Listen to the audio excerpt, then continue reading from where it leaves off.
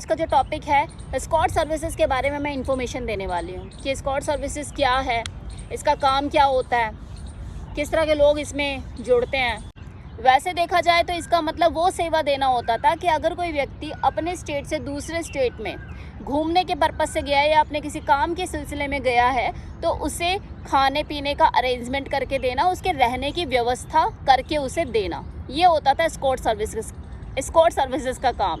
लेकिन धीरे धीरे बदलते हुए टाइम के साथ इसका स्वरूप ही बदल गया और ये एक देह व्यापार बन गया जिसमें मेल और फीमेल दोनों ही शामिल होते हैं, जो कस्टमर की ज़रूरतों को पूरा करते हैं, वो भी प्रोफेशनल मैनर में। आप देख के इन्हें जज नहीं कर सकते यार ये प्रोस्टिट्यूट वाली चीज़ों में शामिल है। कॉल गर्ल और एस्कॉर्ट को लोग एक ही चीज़ समझ लेते हैं कई बार, जबकि ये दोनों में डिफरेंस होता है।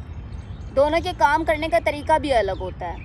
कॉल गर्ल जो होती है वो एक इंडिपेंडेंट प्रोस्टिट्यूट होती है जो कि अपने कस्टमर को खुद ही चुनती है, सेवाएं खुद ही देती है।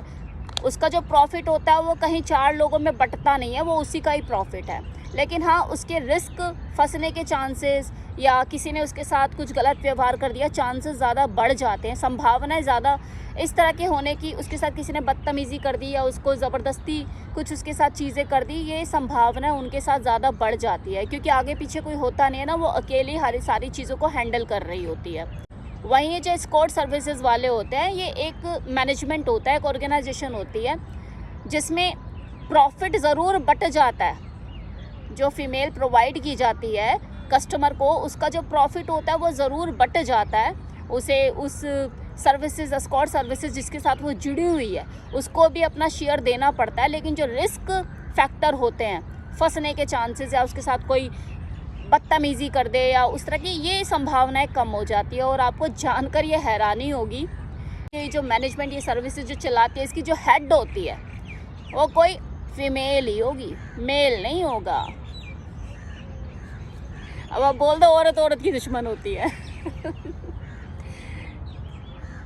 अब है कि किस तरह के लड़के लड़की इस तरह की सर्विसेज के साथ जुड़ जाते हैं और वो इस तरह के काम करना पसंद करते हैं। तो देखो, हर कोई अपने हालातों के आगे मजबूर नहीं होता। कुछ लोग शौकियाना तौर पर भी इस तरह के कामों को करना पसंद करते हैं, खासकर वो मेल फीमेल जो कि स्ट्रगलिंग मॉडल होते हैं, दूसरे स्टेट से पलायन करके मेट्रो सिटीज़ में आए हुए होते हैं और काफ़ी टाइम से वो फेलियर का सामना कर रहे होते हैं, उन्हें सक्सेस नहीं मिल रही होती। और जो एस्कॉर्ट सर्विसेज वाले होते हैं इन्हें ऐसे स्ट्रगलिंग मॉडल की तलाश होती है, फिर ये उन्हें दाना फेंकते हैं और ये जो स्ट्रगलिंग मॉडल होते हैं ये उनके दाने को इजीली निगल जाते हैं। यार आए हुए हैं यहाँ पे, कुछ अर्निंग हो नहीं रही है, जो पैसा लेकर आया तो वो भी ख़त्म हो लिया, अब कुछ अचीवमेंट हासिल नहीं हुई है तो क्या करें। एक प्रेशर होता है सर पे कि घर में क्या जवाब देंगे। तो चलो, जब तक चीज़ें नहीं होती है, ट्रैक पे नहीं आती, काम को कर लेते हैं, सारी ज़िंदगी थोड़ी ना करना है, थोड़ा सा अपना खर्चे वर्चे निकलेंगे। तो वह इस माइंडसेट के साथ इस तरह के सर्विसेज से जुड़ जाते हैं। लेकिन उनके सपने उन्हें अपनी आंखों के आगे टूटते हुए नज़र आते हैं जब उनका सामना कुछ ऐसे कस्टमर से होता है जिन्हें वो मुंह लगाना तो दूर, हाथ लगाना भी पसंद ना करें कि यार ये क्या भला आ गई मेरे सामने, मैंने इस तरह की तो इमेजिनेशन की भी नहीं थी अपने सपनों में कि ऐसी कोई आकर मेरे सामने खड़ी हो जाएगी और मुझे इसे खुश करना पड़ेगा। और ये सेम हाल एक फीमेल एस्कॉर्ट का भी होता है कि जब उसके सामने वो 45-50 साल का बालक अपनी फैंटेसी का बोझ लेकर उसके कंधों पे आकर झूलने लग जाता है तो वो भी अपनी बगलें झाँकने लग जाती है, दुखी हो लेती है, यार मैं कहाँ जाऊँ। ये जो स्ट्रगलिंग मॉडल होते हैं ना, ये लुक वाइज देखने में बॉडी शॉडी बढ़िया होते हैं, तभी तो एस्कॉर्ट सर्विसेज वाले इनके पीछे लगे रहते हैं और ये सोचकर ज्वाइन कर लेते हैं कि चलो फ़न के साथ 2 पैसे कमाने का मौका मिल जाएगा और अपने खर्चे निकलेंगे। लेकिन जब शरीर बराबर का नहीं मिलता ना, टक्कर का, तो इनके सपने टूटते हुए नज़र आते हैं कि यार इतने भी बुरे हालात नहीं है मेरे।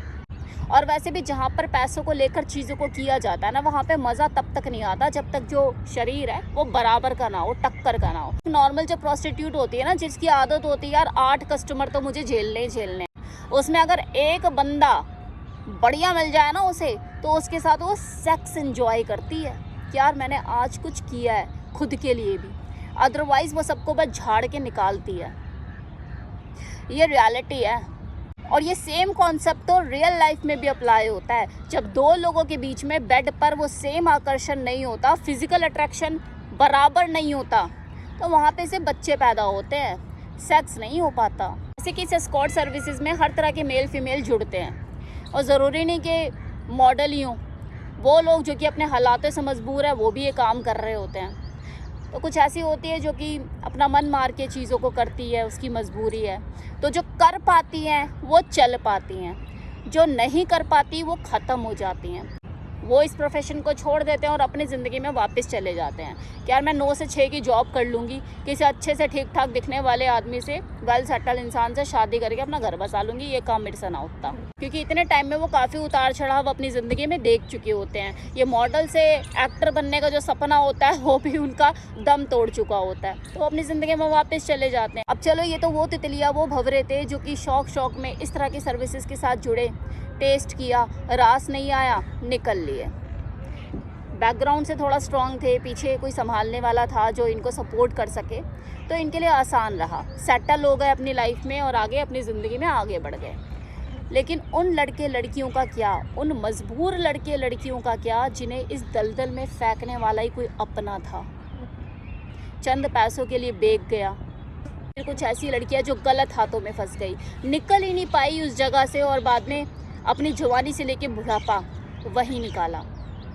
उनका क्या? तो देखो, ये जो एस्कॉर्ट सर्विसेज है ना, ये एक मॉडिफाइड वर्जन है प्रोस्टिट्यूशन का, जिसे आप हाई क्लास प्रोस्टिट्यूशन भी कह सकते हैं, जिसमें कोई किसी वजह से शामिल होता है तो कोई किसी वजह से इस काम को करता है। वजह चाहे कोई भी हो, कॉमन जो एक कारण होता है वो पैसा ही है, क्योंकि पैसों की ज़रूरत तो सबको ही है ना। शौक के लिए इस तरह के काम का हिस्सा बनने वाले लोग आपको कम ही मिलेंगे और शायद ना ही मिले। ये जो प्रोस्टिट्यूशन की जो मार्केट है, इसमें जो काम करने वाले लोग हैं, इनको तो गाली देते हैं, लेकिन ये जो नीली फिल्मों के बनाते हैं, जिनका काम समझ गए ना, उस तरह की मूवी वाले, उनको तो आप बड़े शौक से, बड़े चाव से देखते हो, बड़ा मज़ा लेते हो। क्या ये आपको देह व्यापार नहीं लगता? भाई, कमरे में छिपकर जो चीज़ें होती हैं वो है प्यार, और जो कैमरे के सामने आ जाए वो है व्यापार। और कोई भी व्यापार सिर्फ और सिर्फ पैसे के लिए किया जाता है, तो वो मॉडिफाइड वर्जन ही है देह व्यापार का। भले आपको लगता हो कि नहीं, ये तो आर्ट है, ये तो स्किल है। भाई, आर्ट और स्किल दिखाने के लिए कोई कैमरे के सामने पूरा निवस्त्र नहीं होता कि भाई बदन पे एक लित्तर भी ना हो, कपड़ा भी ना हो। इन्हीं लोगों को किसी और इंडस्ट्री में अगर बराबर का पैसा मिल जाए और कहीं इससे ज़्यादा, वो आज इस काम को छोड़ेंगे। इन अंग्रेज़ों की बात कर रही हूँ मैं। इन्हें हॉलीवुड में एक्टर या एक्ट्रेस का रोल मिल जाए, ये करेंगे ये काम? बिल्कुल नहीं। तो ये पैसा चीज़ ही ऐसी है। तो मैंने आपको कहा था ना अपनी एक शॉर्ट वीडियो में भी कि लोगों की ज़िंदगी सिर्फ 2 चीज़ों से चलती है, या तो पैसा या फिर सेक्स। ये जो एस्कॉर्ट सर्विसेज वाले होते हैं, जो इंग्लिश में पटर पटर करते हुए दिखाई देते हैं, जिन्हें आप अपॉइंट भी करते हो तो आपको किसी से परमिशन लेनी पड़ती है, तो उनसे आप तमीज़ से बात करोगे, इज़्ज़त से बात करोगे। और अगर कोई इंग्लिश नहीं बोलना जानती, उसको कपड़े पहनने का तरीका, वो स्टाइल, वो अदाएँ नहीं आती, वो किसी मजबूरी में, चाहे अपने बच्चे पालने की वजह से उसे ये चीज़ों का हिस्सा बनना पड़ रहा है, कर रही है, तो आप उसे इज़्ज़त नहीं दोगे। भले वो अपने आप को इज़्ज़त ना दे पा रही हो, लेकिन आप तो उसे इज़्ज़त दो। है तो वो भी इंसान ही। आखिरकार वो खुद के शरीर को थका कर आपकी थकान को मिटाने का काम करती है। तो आपको नहीं लगता कि आप उससे थोड़ा सा तमीज़ से बात कर लो, 2 पैसे फालतू दे दो अगर आपने उसकी सर्विस ली है? ऐसा करने से आप गरीब नहीं हो जाओगे और वो बहुत ज़्यादा अमीर नहीं हो जाएगी, लेकिन हाँ, आपकी इज़्ज़त उसकी नज़रों में ज़रूर बढ़ जाएगी कि चलो कोई नेक इंसान था, इंसान समझा उसने मुझे।